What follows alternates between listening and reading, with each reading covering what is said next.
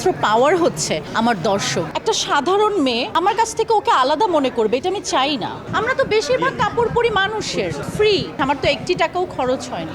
জীবন থেকে যদি এই শব্দগুলো বাদ দিয়ে দিতে হবে। দুঃখের গল্প আমি বেচতে পছন্দ করি না, যেহেতু আমার বাবা এই ইন্ডাস্ট্রির মানুষ। এটা তো আমাদের কাজের জায়গা। আমি ছোটবেলা থেকে কখনোই আসলে, যেটার জন্য আমি বললাম, আমি কখনোই আসলে গ্ল্যামার, নায়িকা, এগুলো আমি কখনোই নিজেকে ভাবতেই পারিনি। কারণ যেহেতু আমি শুটিং সেটে বড় হয়েছি, আমি থিয়েটারের রিহার্সালে বড় হয়েছি, তো আমার কাছে একজন ডক্টরের যেরকম কাজ, একজন লয়ারের যেরকম কাজ, আমার কাছে এটা আমার কাজ।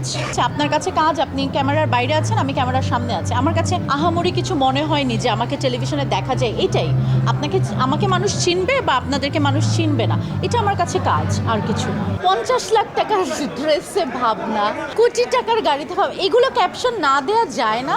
এই যে মোবাইলের যে ভাইয়ার আছে, আমি এদেরকে বলছি, কারণ আমি বিশ্বাস করি যে টেলিভিশনে যারা আছে তারা এই ধরনের দিবে না, বা দিতেও পারে, এখন আমি জানি না। কিন্তু আপনারা কি এটা না দিতে পারেন না? 50 লাখ টাকার জামা কি কেউ পরে?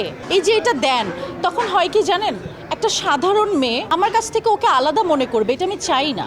আমি চাই একটা সাধারণ মেয়ে অনুপ্রাণিত হোক আমাকে দেখে, ও মনে করবে যে আল্লাহ, আমি তো জীবনে কোনোদিন 50 লাখ টাকার জামা পরতে পারবো না। আমরা তো বেশিরভাগ কাপড় পরি মানুষের ফ্রি।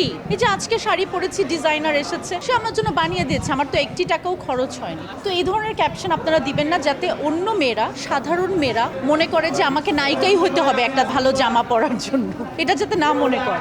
জীবন থেকে যদি এই শব্দগুলো বাদ দিয়ে দিতে হবে, যদি কিছু না, এরকম কখনো হবে না, আল্লাহ মাফ করুন। দর্শকদের জন্য আমি সবসময় বলতে চাই ধন্যবাদ, কারণ আমার ক্যারিয়ারে আমাকে কেউ কখনো এতটুকু সাহায্য করেনি, এবং আজকে পর্যন্ত আমি কোনো গ্রুপের সাথে নেই, আমার কোনো বন্ধু বান্ধব নেই, আমার কোনো সার্কেল নেই, আমার কোনো আড্ডা নেই, আমার কিছু নেই। সো আমার একমাত্র পাওয়ার হচ্ছে আমার দর্শক, যারা আমাকে রেলেভেন্ট রেখেছে। আমাকে কোনো বড় জায়গা থেকে ডেকে কাজ দিয়ে দেয় না, আপনারা দেখবেন না কখনো। আমার স্ট্রাগলটা আমার মতো, বাট আমি আসলে স্ট্রাগলের গল্প শোনাতেও পছন্দ করি না, সেগুলো বেচতেও পছন্দ করি না। দুঃখের গল্প আমি বেচতে পছন্দ করি না। দর্শকরা হচ্ছে আমার পাওয়ার, যারা আমাকে রেলেভেন্ট রাখে, যারা আমাকে রানীর মতো করে ভালোবাসে। তো দর্শকরাই আমার সব।